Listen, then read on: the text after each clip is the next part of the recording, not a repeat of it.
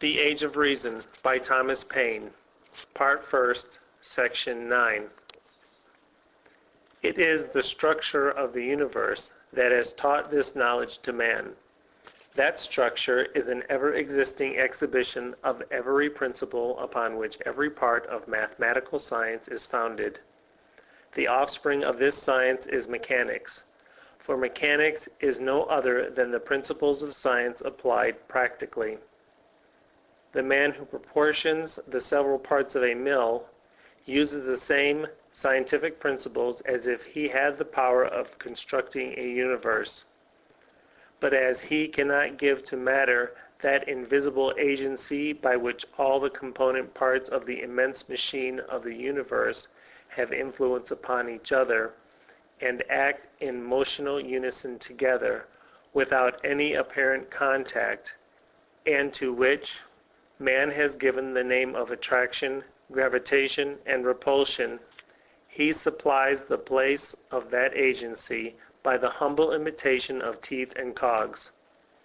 All the parts of man's microcosm must visibly touch, but could he gain a knowledge of that agency so as to be able to apply it in practice, we might then say that another canonical book of the Word of God had been discovered. If man could alter the properties of the lever, so also could he alter the properties of the triangle, for a lever, taking that sort of lever which is called a steelyard for the sake of explanation, forms, when in motion, a triangle.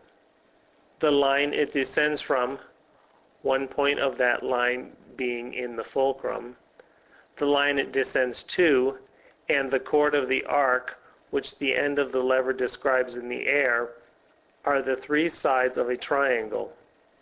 The other arm of the lever describes also a triangle, and the corresponding sides of those two triangles, calculated scientifically or measured geometrically, and also the sines, tangents, and secants generated from the angles and geometrically measured, have the same proportions to each other as the different weights have that will balance each other on the lever, leaving the weight of the lever out of the case. It may also be said that man can make a wheel and axis, that he can put wheels of different magnitudes together and produce a mill. Still, the case comes back to the same point, which is that he did not make the principle that gives the wheels those powers. That principle is as unalterable as in the former case, or rather it is the same principle under a different appearance to the eye. The power that two wheels of different magnitudes have upon each other is in the same proportion as if the semi-diameter of the two wheels were joined together and made into that kind of lever I have described, suspended at the part where the semi-diameters join. For the two wheels, scientifically considered, are no other than the two circles generated by the motion of the compound lever. It is from this study of the true theology that all our knowledge of science is derived, and it is from that knowledge that all the arts have originated. The Almighty Lecturer, by displaying the principles of science in the structure of the universe, has invited man to study and to imitation. It is as if he had said to the inhabitants of this globe that we call ours, I have made an earth for man to dwell upon, and I have rendered the starry heavens visible, to teach him science and the arts.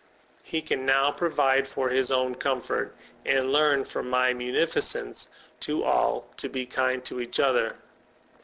Of what use is it, unless it be to teach man something, that his eye is endowed with the power of beholding to an incomprehensible distance an immensity of worlds revolving in the ocean of space? Or of what use is it that this immensity of worlds is visible to man? What has man to do with the Pleiades, with Orion, with Sirius, with the star he calls the North Star, with the moving orbs he has named Saturn, Jupiter, Mars, Venus, and Mercury, if no uses are to follow from their being visible. A less power of vision would have been sufficient for man, if the immensity he now possesses were given only to waste itself, as it were, on an immense desert of space glittering with shows.